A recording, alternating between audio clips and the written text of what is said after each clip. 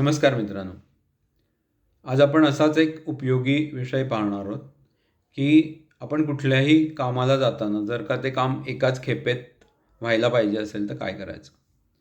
मागे आमच्या आईचं फॅमिली पेन्शन करताचं काम करण्याकरता आम्ही एका सरकारी ऑफिसमध्ये जात होतो आणि त्या मॅडम आम्हाला बरोबर अशाच वेळी बोलवायच्या की त्यावेळी ते काम होईल असं मला वाटायचं नाही आणि पुन्हा तिकडे जावं लागायचं. तर एक दिवस त्यांचा मेसेज आला की तुम्ही आणि या दिवशी या, ही तुमची शेवटची खेप असेल, आईला घेऊन या, तिथे आईची सही अपेक्षित आहे आणि त्या दिवशी तुमचं काम होऊन जाईल. मला साधारण डोक्यात पंचांग असल्यामुळे लक्षात आलं की एक ठराविक नक्षत्र त्या दिवशी आहे आणि मी माझ्या बायकोला म्हटलं की या दिवशी काही आपलं काम होईल, असं पूर्ण होईल असं काय वाटत नाही. तिने पटकन मला एक पॉझिटिव्हिटीची कॅप्सूल दिली आणि ती मी गपचूप गेली आणि त्या दिवशी आम्ही आईला घेऊन त्या ऑफिसमध्ये पोचलो. त्या मॅडम अतिशय एफिशियंट होत्या. त्यांनी खूप वेळ न काढता आईची सही घेतली आणि आम्हाला सांगितलं की आता तुमचं काम झालं, आता आईला पेन्शन मिळेल, परत यायची काही गरज नाही. आम्ही आईला भूक लागलेली म्हणून जवळच्याच एका रेस्टॉरंटमध्ये गेलो आणि तिथे आम्ही लंच करतच होतो.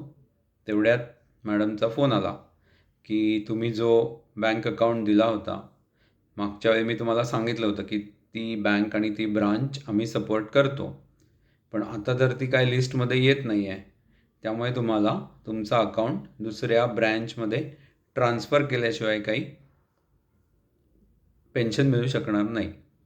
त्यामुळे तुम्ही दुसऱ्या ब्रँचमध्ये अकाउंट ट्रान्स्फर करा आणि मला त्याचे डिटेल्स पाठवा, त्याच्यानंतरच तुमचं काम होऊ शकेल.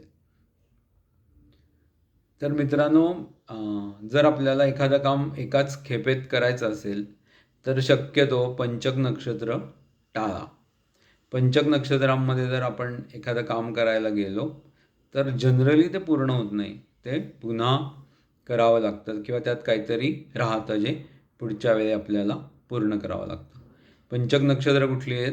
धनिष्ठा, शतधारका, पूर्वा भाद्रपदा, उत्तरा भाद्रपदा आणि रेवती, ही 5 पंचक नक्षत्र आहेत आणि ती जर अवॉइड केली तर तुमची कामं एकाच खेपेत व्हायला मदत होईल. अशाच काही टिप्स करता चॅनलला सबस्क्राईब करा, मला फॉलो करा आणि व्हिडिओ आवडला तर लाईक करा, थम्सअप द्या. तोपर्यंत पुढच्या व्हिडिओमध्ये आणखी एका इंटरेस्टिंग विषयाबद्दल बोलूया. तोपर्यंत नमस्कार.